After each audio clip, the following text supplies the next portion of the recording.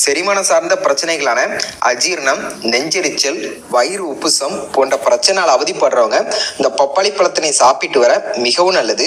பப்பாளி பழத்துல பார்த்தீங்கன்னா செரிமானத்துக்கு தேவையான அதிகப்படியான நார்ச்சத்துக்களும் பெப்பைன்னு சொல்லக்கூடிய ஒரு வகை என்சைமும் அடங்கியிருக்கு. இது சாப்பிடும் உணவுகள் எளிதில் ஜீரணமாகிறதுக்கு உதவி செய்வதோடு செரிமானம் சார்ந்த பிரச்சனைகளையும் மிக எளிதாக குணமாக்கும்.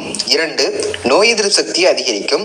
பப்பாளி பழத்துல வைட்டமின் சி, பீட்டா கரோட்டின் மற்றும் அதிகப்படியான ஆன்டி ஆக்சிடென்ட் நிறைந்திருக்கிறதுனால இது உடலில் நோய் எதிர்ப்பு சக்தியை அதிகரித்து பிற தொற்று நோய்கள் ஏற்படாமல் பாதுகாக்கும்.